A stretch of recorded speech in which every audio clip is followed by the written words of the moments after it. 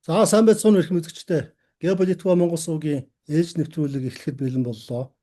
За олон жил ёсоор онц бөгөөд бүрэн ихт элчин сайд Лувсангийн Эрдэнэ чулуунгааг орж тайлбар хийлгэнэ. Одоо сүүлийн үеийн дэлхийн дээр болж байгаа үйл явдалд тоон тайлбар хийлгэнэ. За өдрийн мэнд Эрдэнэ чулуу сайд. Өдрийн мэнд. За сүүлийн үед одоо зай завсаргүй үйл явдлууд өрнөж байна. За Украины асуудлын эргэн тойрон зөндөө үйл явдал болж байна. Ираны асуудал ч гэсэн хурцд мөл хэвээрээ. За Украинтай холбоотойгоор нэлээд олон үйл явдал боллоо. Жишээлбэл за Оросын тал гэхэд чинь Анкаражийн тохиролцоо ны дагууд одоо үйл явдлыг өрнүүлж ирсэн гэд ингээд олон удаа хэлж ирсэн. Анкараж одоо тохиролцсны дагууд одоо ажиллаж байгаа, хамтран ажиллаж байгаа. Гэтэл үүнийг Америкийн нэгдсэн улсын гадаад хэргийн сайд үндсэндээ тийм ээ. Төрийн нарийн бичгийн дарга Рубио үгүйсгэлээ. За үндсэндээ бид нар бол тэнд ямар нэг тийм тохиролцоо гэрээ мэрээ байгуулаагүй гэж мэдгдсэн. За тэгэхээр Оросын тал хариуд нь Америкчууд тодорхой санал тавьсан. Тэрнийг нь бид хүлээж аваад хариуцлагатайгаар тодорхой хариултуудыг өгсөн. За энэ ч одоо тохиролцоо биш юу юм бэ гэдэг асуултыг тавилаа. За Украины эргэн тойронд барууны суртал нэвтрүүлгийн үйл ажиллагаа, пропаганда маш эрчимтэй өрнөж байна. За Москва руу чиглэсэн дроны цохилтуудыг ширүүслээ. За үүнтэй холбоотойгоор нэлээд том ерөөсөө барууны корпорат медиагаар энэ талаар маш өргөн хэмжээгээр сурталчилж байна. За Москвад бол хүн цохилтууд өглөө. Украин ялж байна. Оросд бензиний хомсдол үүсэж байна гэх мэтэр. За энэ нь бол одоо үндсэндээ нэг цоошин тийм суртал нэвтрүүлгийн үйл кампанит ажил одоо хийсэн мэт харагдаж байна. За үүнийх нь хариуд одоо өчигдөр уржигдраас одоо Путин ерөнхийлөгч өөрөө үндсэндээ хариуцлагатайгаар хариу мэдэгдэж байх шиг байна лээ. За тэрэн дээр бол энэ барууныхны яриад байгаа шиг тэр зүйлүүд бол тохиолдоогүй гэдгийг үндсэндээ хэлж байна. За тэгээд тайван амгалан байхыг бас уриалж байна. За тэр байж байгаа болж байгаа нөхцөл байдалд бол өөрөө бол нэлээд ихтгэл дүүрэн харагдаж байна. За тэр бензиний хомсдол дутагдал бол үүссэн юм байхгүй. Хангалттай бензин байгаа гэдгийг хэлнэлээ. За өөр одоо ерөнхийдөө итгэлтэй. За ард түмэндээ бол хандаж тийм нөхцөл байдлыг бодитоогоор хэлсэн юм маягтай мэдгдлүүдийг хийнлээ. За тэгэхээр энэ тэр одоо сүүлийн нэг 10-аад хоногт 14 хоногт одоо хэлсэн явагдсан тэр суртал нэвтрүүлгийн зорилго нь юу байсан юм бол гэхээр магадгүй Оросын дотоодод тогтворгүй байдал үүсгэх. За өөр магадгүй цаагаараа одоо тэр хандивлагч барууныхныг өөрсдийгөө нэгтгэх. За Украин одоо ялж байна, ялах тийм болцоотой болж байна гэсэн ийм уур амьсгалыг бий болгохыг зорьсон юм болов уу та. Тэгэхээр тэр байдал нь бол одоо сүүлийн 1-2 өдөр бол ингээд намжаад ирж байна л да. За энэ дээр би зүгээр өөрийнхөө санал нэг юм хэлье. Оросын дотоодод тийм тогтворгүй байдлыг үүсгэх гэдэг бол би их боломжгүй зүйл байх гэж бодож байгаа. За сүүлийн 22 оноос хойш дайн хийснээс хойш миний би боломжоор л Оросын байдлыг бас судалж байгаа. За 5 удаа Оросод одоо өөрийн биеэр очиж бас боломжоор одоо судалгаа энэ төр хийсэн. Нийгэм нь бол маш тогтвортой. Харин ч одоо ерөөс барууны улсуудын нийгэмтэй харьцуулахад маш тогтвортой хүмүүс нь одоо тайван тэгээд өөрсдөндөө итгэлтэй төр засагтаа итгэлтэй тийм байдал ажиллаж байгаа. Ерөөсөө энэ үүссэн дайн нөхцөл байдлыг бол бид өөрсдөө л даваад гарна. Бид өөрийн хүчинд л найдана. Өөр одоо хэн ч одоо бид нар туслахгүй гэдэг тийм уур амьсгал бол бүрдсэн. Тэгсэн хэрнээ бас шүүмжлэх юм ба шүүмжилдэг. Дээр үеийн л одоо Оросын нийгэмд байсан тэр уур амьсгал хэвээрээ илүү тийм нэгдмэл байдал ажиглагдаж ирсэн гэдгийг би одоо бодоод байна. Тэгэхээр энэ бол барууныхны тийм нэлээд тийм гинэн маягийн стратеги урдын адилтгал үргэлжиж байх шиг байна л да. За энэ бүхнийг та одоо өөрийнхөө өнцгөөс одоо хэрхэн үзэж байна вэ гэдгийг тайлбарлаж манай үзэгчдэд өргөж өгөөч ээ. За баярлалаа. Тэгэхээр би сая үндсэндээ товчхон гол одоо болж байгаа үйл явдлуудаас дурдчихлаа. Нэгдүгээрт. Хоёрдугаарт чи бидээр сая 6 сард бас 4 удаа подкаст хийсэн. Тэгээ нэг 37 минут тус бүр болсон байх гэж бодож байна. Тэн дээр бас чи бидэрийн ярьж ийсэн энэ Украинтай холбоотой асуудлуудыг бид хоёр ярьж ийсэн. Тэгэхээр энэнийг цааш нь үргэлжлүүлээд нэг ганц хоёр зүйл бас ярих нь зүйтэй болов. Тэгээ ер нь тэгээд энэ би бол зөвхөн нэг үйл явдлыг яриад зогсохгүй хамгийн гол нь одоо энэ гадаадын том мэрэгжлийн хүмүүс эрдэмтэн мэрэгдийн хийж байгаа дүгнэлтүүдийг бас иргэддээ хүргийвэл гэж бодож байгаа юм л да. Энийг бас би дахиад хэлчихэн зүйтэй байх. Яг бол зарим хүмүүс ер нь би л өөрөө юм дүгнэлтээ хийгээд байгаа юм шиг хүмүүс ойлгодог бололтой юм шиг байгаа. Зарим комментуудыг харж байхад. Тэгэхээр би бол аль болохоор өөрийнхөө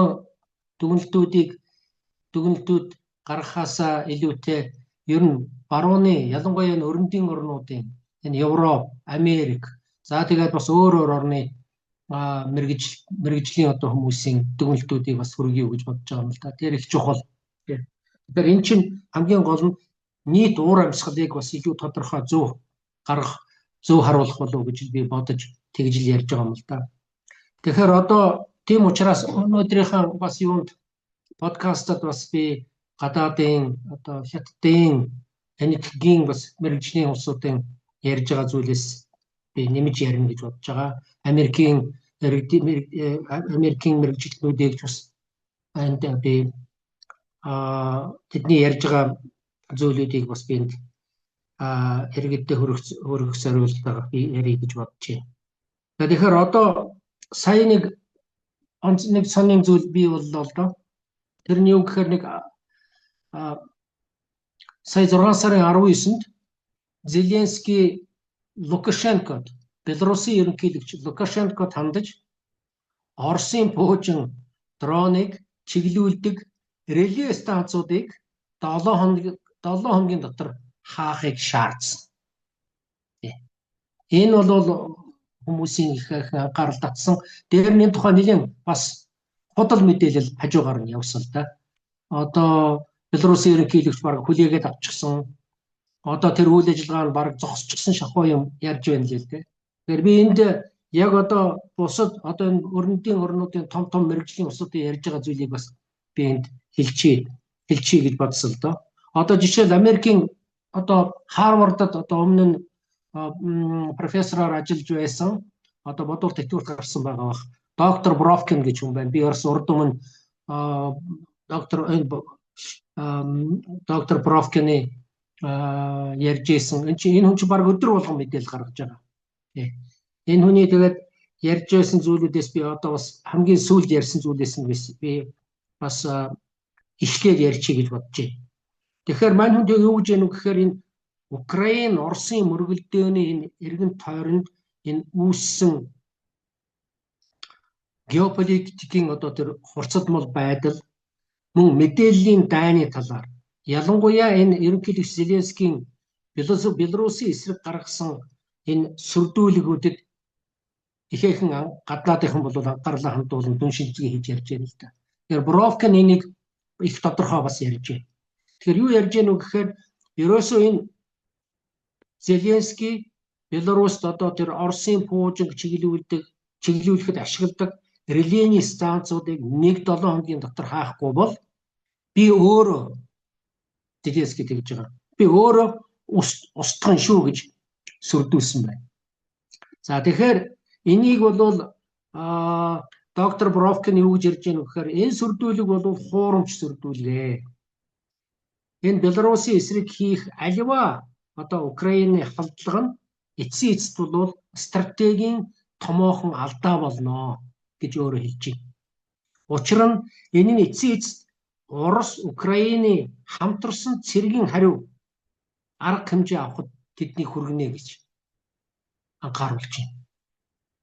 Дээр нь ингэснээр Оросын цэргийг Польшийн хэлд улам ойртуулах эрсдэл үүсэн шүү гэдгийг анхааруулж байна. Энэ их ноцтой л доо.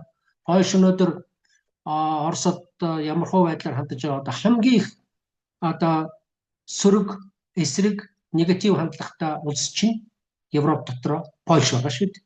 Польш, Балтийн 3 орн байж байгаа. Тэгэхээр энэ дээр бол ийм байдал үүсэн шүү гэдгийг доктор Бровкин бол анхааруулж байна.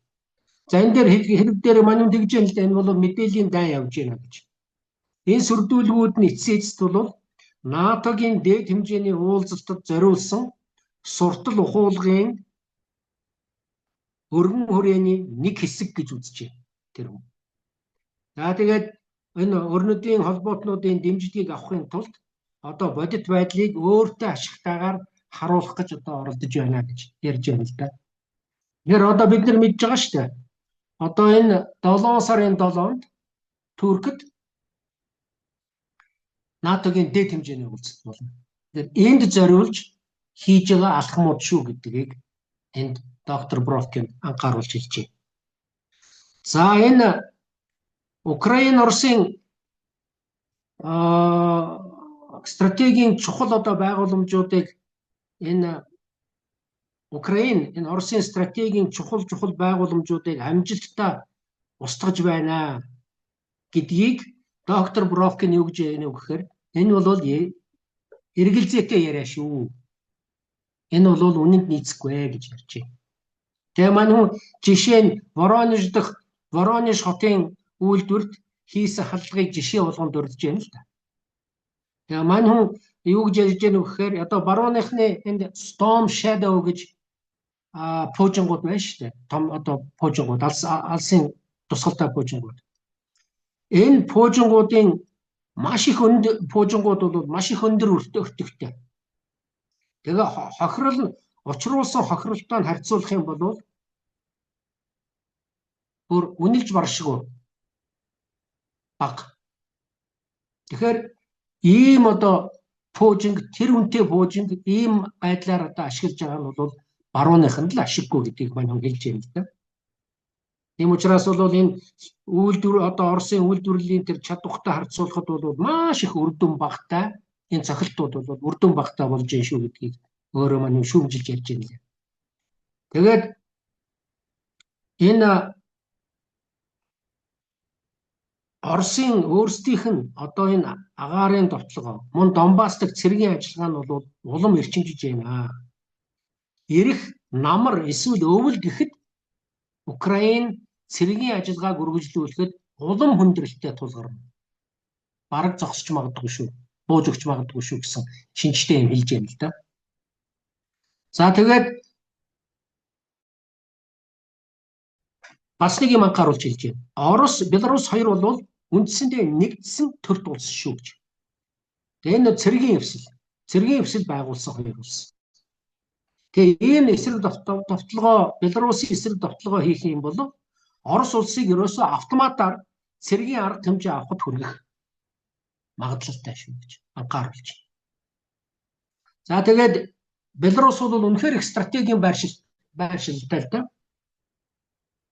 Европ хамгийн ойрхон улс шүү дээ. Баруун Европын орнуудад. За тэгээд энэ Беларустай мөргөлдөөн үүсгэх нь бол энэ Оросын цэргүүдэд Беларусын нутаг дэвсгэрт нэвтрэх хууль ёсны шалтгааныг нь олгоно шүү. Ингэснээр Оросын цэргүүд Украины хэлд улам ойртож зарим хэсгэд бүр ердөө 40 км ойртох юм байна. Львов зэрэг одоо хотуудад их ойртох болох юм байна. Тэгээд барууны тусламжийн хангамжийн замыг тийм бүр богино тусгалтай их мууны галын бүсэд оруулах боломжтой байна шүү гэдгийг хэлж байна. За тэгээд энэ ийм алхамчин бол Зеленскийн Путинд барьж байгаа хамгийн том бэлэг гэж хэлж байна. Тэгээд энэ нь геополитикийн нөхцөл байдлыг Оросын стратегийн зорилгод нийцүүлэн бүрэн мөсөн өөрчлөх эрсдэлтэй гэж тэмдэглэж байна. За энэ сая би хэллээ Туркийн нийслэл хотод Анкарад НАТО-гийн дээд хэмжээний уулзалт одоо 7 сарын 7-нд болно. За энэ дээр бол мэдээж яриг бол улс орнуудын анхаарал төвлөрч байгаа. За энийг бол мэдээж яриг Украин ашиглахыг л бүх талаар ашиглахыг л оролдож байна л да. За тэгээд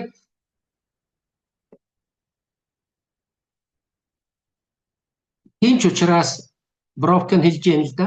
Доктор Бровкин. Энэ Белорусын эсрэг гаргаж байгаа сүүлийн үеийн сүрдүүлүүд нь бол ерөөсөө стратегийн хувьд энэ НАТО-гийн дэд хэмжээний уулзалттай нэгт холбоотой шүү гэдгийг би дахиад давтаад хэлчихье. За тэгээд энэ Зеленский бол энэ дэд хэмжээний уулзалтын өмнөхөн ерөөсөө Украин улс дайнд ялж байна. Орос улс суурлийн эрмэг дээр байна гэсэн энэ дүр зургийг л бүрдүүлэхийн тулд энэ мэдээллийн дайныг хийж байна. Энэ суртлах хуулгын дайралтыг хийж байна гэж ярьж байна л да. Тэгээд энэ нь бол ямар зорилготой вэ гэхээр маш тодорхой. НАТО-гийн хандивлагчдыг илүү их санхүүгийн болон цэргийн дэмжлэг үзүүлэхийг ятгахын тулд бодит байдлыг ингэж хэтрүүлж, өөрчилж харуулахыг л оролдож байна гэдгийг доктор Бровкин хэлж байна. За тэгээд мань хүн хэлж байна л да. Ер нь бол барууны хэвлэлд мэдээ гарсан шүү дээ. Одоо манай хэвлэлд ямар хуу байдлаар энэ мэдээлэл гарсныг би бол мэдэхгүй байна. За ямар ч л байсан энэ ерөнхийлөгч Лукашенког энэ Зеленскийн сүрдүүлэгт буулт хийсэн мэдээ гарсан. За энэ бол үнэнд огт нийцэхгүй юм а гэдгийг мань хүн хэлж байна лээ. Тэгээд Лукашенко бол энэ гадаад одоо Украины одоо энэ тулгын хүлээлтэд одоо ультиматумд автагдахаасаа илүүтэйгээр Орос Украин хоорондын мөргөлдөөнд төвийг сахих байр суурь хадгалахыг илүүд үзэж байгаа нь илүү бодиттой хувилбар гэдгийг илтгэж тайлбарласан байна л дээ.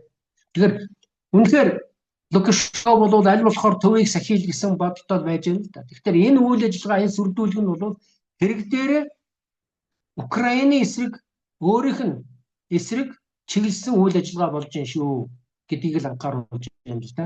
Яг тэгвэл нөгөө төвийг сахих ямар нэг байдлаар энд шууд оролцохгүй байхыг Лукашенко ерөнхийлөгч ирмэлзэж байгааг бол эцсийн эцэст бол үгүй болох нь л гэдгийг л тайлбарлаж ярьж байна л да. За тэгээд доктор Бровкин энэ Воронежийн тэр үйлдвэрийн тухай би түрүү хэлж байсан. Энэ Украины халдлага бол ерөөсөө үрдүн муутай. Тэгээд яагаад үрдүн муутайг тайлбарлаад хэлж байна л да. За одоо Украинаас 6 ширхэг Storm Shadow гэж пуужин харуулснаас 5-ын замд нь Оросын агаарын довтлогооноос хамгаалах систем устгасан байна. Үлдсэн 6 дахь пуужин нь замдаа гэмтэж барилгын дээврийг цоолж нэг энгийн иргэний аминд хүрснээс өөр ноцтой хохирол учруулаад байна гэж учруулаагүй гэж Бровкин хэлж байна л да. Тэгээ энэ дээр бол өндөр өртөг баг үрдүнгийн тухай ярьж байна л да. Нэг ширхэг Storm Shadow пуужин өнөөдөр ойролцоогоор $2.5 сая өртөгтэй байна. Тэгэхээр энэ чинь нийтдээ 12 сая гаруй долларын үнэтэй пуужингуудыг ийм баг үр дүнтэй ажиллагаанд зарцуулах нь стратегийн хувьд бол үр ашиггүй ийм үйл ажиллагаа болж байна гэж дүгнж хэлж байна. За тэгээд энэ үйлдвэрлэлийн чадварын ялгааг бас гаргаж хэлж байна л да. Тэгээд юу ярьж байна вэ гэхээр жишээ нь Франц, Англи хоёр нийтдээ жилд ердөө 50-аас 60 ширхэг Storm Shadow пуужинг үйлдвэрлэдэг байна.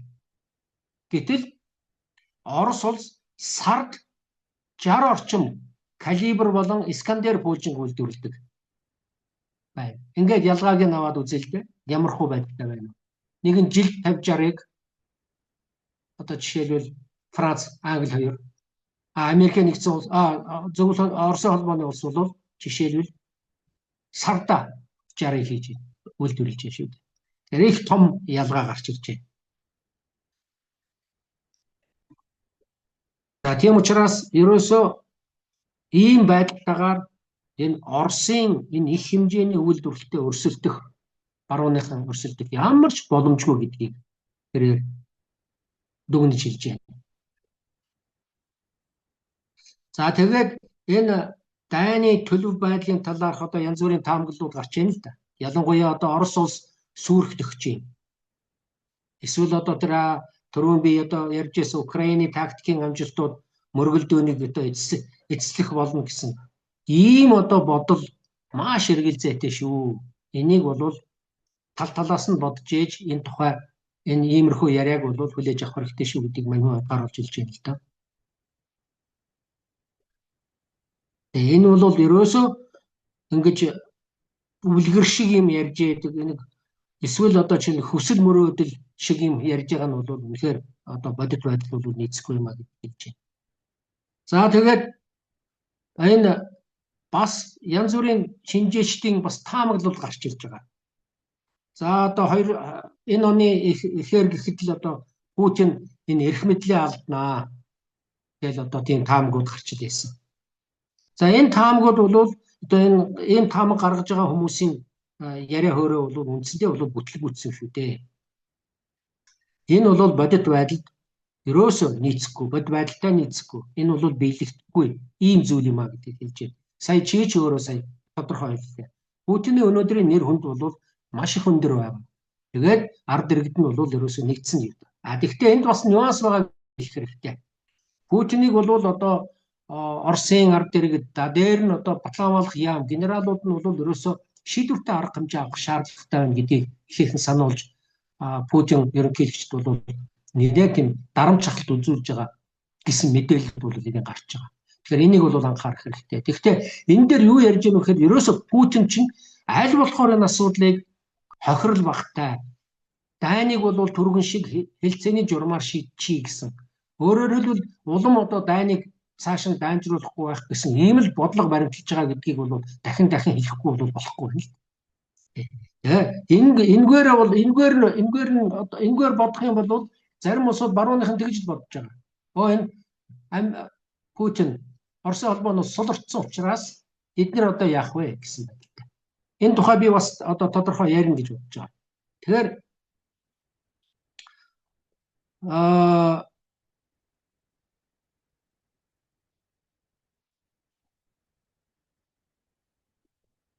за тэгээд би түрүү бас энэ Беларусь Украиныг одоо холбож ярьж байсан. За энэ Беларусь яагаад их тийм стратегийн чухал ажилттай газар юм бэ гэдгийг тэр доктор Боровкин бас ярьж байгаа л дээ.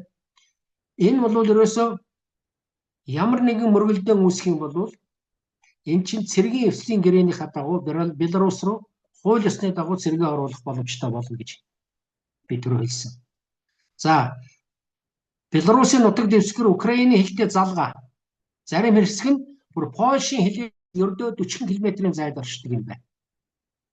За тэгээд тэнд хэрвээ Оросын цэргүүд байрласнаар Львов хот болон Польш Украины хэл рүү их буугаар галлах боломжтой болно гэж байна. Бүр юу яах ч хэрэггүй. Пуужиж ашиглах шаардлагагүй болж үзсэн. За тэгээд дээр нь энэ Оросын хайрам энэ байрлалыг ашиглаад Украины тэр өрнөдийн орнуудаас авч байгаа зэвсгийн хангамжийн замыг энэ илүү одоо үр дүнтэйгээр туслах боломжтой болно гэдгийг бас тэмдэглэж ярьж байна. За ингээд энэ доктор Боровкины сая ярьсан зүйлүүдээс би гол зүйлүүдийн хамаад гаргаад хэллээ л дээ. За энэ дээр түүнээс гадна Америкийн одоо жишээлбэл профессор чи тэр байн тэр хүнийг дурдж ярьдаг. Энэ бол профессор Миршаймер байна. За тэгээд бас хинтээ сая 6 сарын 28-нд саяхан 2 хоногийн өмнө хинтээ сэргийн одоо юу хуранда Дэниел Дэвистэй тэр Дэниел Дэвис гэж хүн бас ерөөсө байнга энэ ярилцлагад оролцдог хүн байна. Энэ маш тодорхой нарийн мэдээлэлтэй хүн байдаг. Энэ хоёр сая 28-нд хоорондоо ярилцсан ярилцсан тухай бод гарсан байна лээ. Тэгээ энэ дээр бол ерөөсөө энэ хоёр юу гэж ярьж байгаа нөхөр ерөөсөө энэ нэг ноцтой зүйл бол энэ өрнөдийн удирдагчид Тэгээд гадаад бодлогын хүрээнийх нь барууныхныг ялж штэ. Энэ Оросын гаргаж хэлж байгаа анхааруулгыг ерөөсөө ноцтой юм гэж ерөөсөө авт үзэхгүй байна. Ерөөсөө энэ Оросын талын одоо энэ анхаарал бол жинхэнэ сэрэмжлүүлэх гэхээс илүүтэйгээр хоосон яриа мэтээр хүлээж авч байна. Энэ их ноцтой асуудал. Энэ хоёрыг их тодорхой ярьж байна. Тэгээ энэ юу гэж үзэж тэр барууныхан юу гэж үзэж байна вэ гэхээр ерөөсөө Орос НАТО-гийн гишүүн орны эсрэг шууд цэргийн түрэмгийлэл хийх зориг гаргах боломжгүй. Энд бол барууныхан бол итгэлтэй байна. За тэгээд хариу цохилтоос айхгүйгээр хил хязгаарыг давж дарамт шахалтаа нэмэгдүүлэхэд хүргэж байна гэж хэлж штеп ерөөс. Товчхондоо Москваг бол ерөөсөө дипломат арга зам үр дүнгээ өгөхгүй байна гэсэн дүгнэлтэд хүргэж улмаар илүү эрсдэс арга хэмжээ авах талаар Оросын дотоодод ийм байдлыг одоо үүсгэж байна. Энэ барууныхны хандлага үүсгэж байна гэж хэлж байна. Энэ бол үнэхээр маш их чухал асуудал. Эцсийн эцэд бол ерөөсөө барууныхан бол Орос бол бидний эсрэг дайралт хийхгүй, айх юм байхгүй. Бид олуулаа байна. Бүхэл бүтэн НАТО-гийн том эвсэл энд байж байна. 32 улс тэнд байж байна. Дээр нь тэдний чинь дэмждэг зөндөө олон улсууд байна гэж хэд үздэг. Тийм учраас бол ерөөсөө айхгүй. За Оросууд ярьж ил байг. Энийг бол анхаарал тавих шаардлагагүй гэсэн. Энэ чинь эцсийн эцэд бүр том дайнд цөмийн дайнд хүргэж болзошгүй шүү гэдгийг Миршаймер профессор бол анхааруулж хэлж байна л да. За энийг бас тэр хоёр юу гэж бас хэнийг иш татаж ярьж байгаа нь гэхээр одоо Оросын холбооны улсын нэг том одоо их нэр нөлөөтэй том шинжээч хүн байгаа. Сергей Караганов гэж. Тэр хүн бол одоо тэр хүний байр суурийг чив тэр урд өмнө бас ярьж ирсэн. Энэ хүний ярьж байгааг бол ерөөс ярьж байгаа юм бол ингээд жоохон байж нэг цаг өнгөрөх тусам дандаа хэрэгжиж идэг гэдгийг бас анхааруулж байна. Тэгэхээр энэ дээр Сергей Караганов юу гэж хэлж байна вэ гэхээр энэ Орос улс өөрийн улаан зураас бодиттой шүү гэдгийг харуулахын тулд өрнөдийг өөртөө шууд дайтаж байна гэж үзээд өрнөдийн эсрэг юу яах хэрэгтэй? Цэргийн байгууламжуудад нь эхлээд ердийн зэвсгээр цохилт хийх хэрэгтэй. Тэгээд шаардлагатай бол цөмийн зэвсгээр, тактикийн цөмийн зэвсгээр цохилт өгөх хэрэгтэй гэдэг байр суурийг одоо энэ Сергей Караганов сүүлийн үед байнга энийг ярьж байгаа. Тэгэхээр энийг бол иш татж ярьж байна л да. Тэгэхээр юмыг яаж мэдэх вэ? Одоо бол ингээд энэ байдал бол ихээхэн өөрчлөгдөж байна. Оросын ард иргэд бол ер нь энэ дайнаас залхаж байна. Оросын генералууд бол Путинд бол ихээхэн даруй шахалт үзүүлж байна. Одоо Киевийг дарж авъя. Ингэхгүй бол ерөөсөө болохгүй нэ гэдэг л асуудлыг тэр тавьж ийн гэж одоо ийм мэдээлэл бол энийг гарч байна л да. Тийм учраас сая одоо чи дурдж ярьлаа. Хамгийн чухал төр чинь тэр Anchorage-ийн тэр Аляскийн тохиролцоо энэ ойлголцол ерөөсөө төгсгөл болжээ гэж. Энэ юу гэсэн үг гэхээр ерөөсөө тэн дээр тохиролцсон зүйл юу гэхээр ерөөсөө тайван замаар энэ асуудлыг шийдээ. Энхийн гэрээ байгуулъя. Гагцгүй Украин Донбассыг тэр чигээр нь одоо байгаа энэ тэр дөрвөн област байгаа шүү дээ. Дөрвөн нутаг дэвсгэр. Энийг Оросын холбооны улсад зүгээр одоо хүлээлгээд өгчихөө. Тэхийн бол дайн зогсно энхийн гэрээ байгуулъя гэж байгаа. Энийг бол Зеленский хүлээн зөвшөөрөхгүй одоо хүртэл явж байгаа шүү дээ. Одоо жил гаруй болж байна. Дээр нь Европын орнууд бүгд ерөөсөө энийг хүлээж авч болохгүй шүү гэдгийг Зеленский хэлж ятгахсаар ирсэн. Энэ байдал чинь цаашаа үргэлжилсээр хагаад өнөөдөр энэ дайн улам гаарч бүр цөмийн дайн болж болзошгүй байдал руу шилжих байх гэсэн таамаглалыг одоо барууны том мэрэгжлийн улсууд бол анхааруулж хэлж байна л да. Энийг Караганов бол маш тодорхой ярьж байна. Одоо ерөөсөө цаг нь ирчихлээ. Одоо яг хуу баруун Европын орнуудад эхлээд тэр зэр зэвсэг нийлүүлдэг тэр газруудын бөмбөгдөөд тэгээд шаардлага гарах юм бол ерөөсөө тактикийн цэмийн зэвсэг тань хэрэглэе гэж. Тэгээд Караганов бас өөрийнхөө нэг ярианд бас дэмдэглэж хэлж байсан л да. Тактикийн цөмийн зэвсгийг Оросын холбооны улс Европын орнуудын эсрэг хэрэглэхэд Америк яаж чадахгүй гэж хэлж байна. Ягдвал Америк тэнд орох юм бол энэ дэлхийн дай үүснэ. Дэлхийн дай үүсэхдээ цөмийн дай үүснэ. Тэгэхээр Караганов бол ерөөсөө бүр их тийм илэн далангүй шулуухан энэ асуудлыг ингэж тавьж яана л да. Тэгэхээр ерөөсөө одоо энэ барууных энэ Мершаймер профессорыг чи одоо битэр зөндөө олон штатад ярьдаг. Энэ хүн бол аль дэвийн гараас л ярьж байгаа шүү дээ. Энэ Украины дайн хэлэлцээний журмаар хэзээ шийдэгдэхгүй. Яагаад гэвэл хоёр талын байр суурь эрсдэс зорж байгаа учраас ямар нэгэн байдлаар энэ байр суурийг ойртуулах ямар ч боломжгүй байдал ажиглагдаж байна. Ийм байгаа нөхцөлд энэ дайны асуудал бол дайны талбар дээр л эцлэгдэж шийдэгдэнэ гэж. Тэгээ яг одоо тэрлүүл яваал байна да эцсийн. Тэрлүүл явж байна. Тэгэхээр одоо би үргэлжлүүлээд энэ энэтхэгийн судлаач Викрант гэж хүний бас ярьсан зүйлүүдээс нэг цөөн ганц хоёрхон зүйлийг нэмээд ярьчих гэж бодож байна. Манай хүн ингэж хэлж байна л да. Одоо жишээлбэл энэ хятад улс Европын цэргийн амбицад хэрхэн нөлөөлж байна вэ гэдэг асуулт хариулж байна. Энэ Европын холбоо энэ баталгаа хамгаалах салбараа өргөжүүлэхийг зорж байгаа хэдий ч цэргийн технологид шаардлагатай чухал түүхийн эдийн нийлүүлэлтийн сүлжээг хятад улс хяндаг шүү дээ гэдгийг анхааруулж хэлж байна.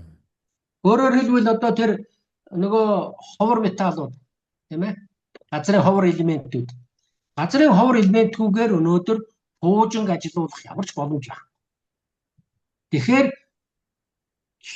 бүгдээр хятад ард улс чинь бүх нийлүүлэлтийн 70%-ийг гартаа барьж идэг болсон.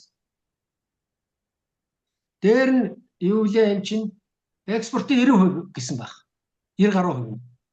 Бүгдээр хятад улсын гарт байдаг. Энэ утгаараа бол ерөөсөө хятад улсын хяналтанд энэ бүх юм байдаг гэж дүгнжиж байна л да. Тийм учраас бол ерөөсөө Бээжингээс энэ Европ өөрийнхөө цэргийн хүчин чадлыг нэмэгдүүлэх нь Бээжингээс шалтгаална гэдгийг ингэ дүгнж хэлж байна. Их ноцтой дүгнэлт гарч ирж байгаа үз. Гэтэл одоо Европ орнууд юу гэж байгаа вэ лээ? 30 он гэхэд л одоо ерөөсөө 800 тэрбум евро цэргийн зардал гаргана. Тэгэл одоо дайны бэлтгэл ажлыг л одоо зохион байгуулаад сайхан болчихл юм шиг яриад байна л дээ. Тэгэхээр эн чинь цаанаа бол ийм асуудалтай бас холбоотой байдаг юм шүү гэдгийг энэ энтхийн судлаач хэлж байна л да.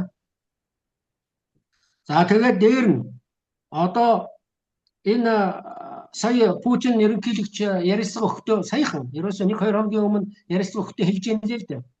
Энэ дрон одоо Украинаас одоо тэр алсын одоо тусгалтай дрон пуужингууд одоо ирж байгаа нь бол тодорхой хэмжээгээр хомсдол шатхууны хомсдол үүсгэж байгаа гэдгийг бол хүлээн зөвшөөрж байна.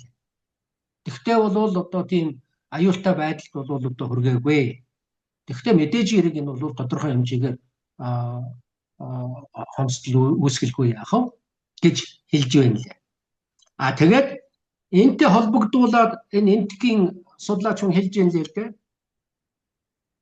Энэтхэг Орост түлшний асуудлаар тусалж эхэлж байна гэж. Тэгэхээр энд өөрөөр хэлбэл Оросын эрчим хүчний зах зээлийг тогтворжуулахад туслах зорилгоор нэлээд их хэмжээний бензин экспортлохоор бэлтгэж байна гэсэн байна. Ингэснээрээ бол Москвад Оросын холбооны улсад дэмжлэг тусалцаа үзүүлэхээр бэлтгэж байгаа юм байна гэдгийг бас. Энэ бол чухал мэдээ байна. Энтг бол одоо нарийн ярил энэ Оросын холбооны улсаас энэ төгч нь ихээхэн хэмжээний одоо газрын тос худалдаж авдаг улс шүү дээ. Бүр тэр байтугай чи бид тэрийн тухай олон удаа ярьж исэн. Тэндээс Оросын одоо газрын тос яг энтгэгээр дамжаад баруун Европын орнуудад хэдэн тэрбум долларын хэмжээтэйгээр тийшээгээ экспортлогдоо гэж ярьж исэн. Энийг бол энтхийн гадаад яамны сайд Жая Шанкар нэг бус удаа ярьж ирснийг одоо санаж байгаа баг. За баярлалаа. Жохон техник саадлал гарлаа уучлаарай. За үүгээр манай энэ удаагийн нэвтрүүлгийг өндөрлөж байна. Дараагийн нэвтрүүлэг хүртэл түр баяр таа. За баярлалаа.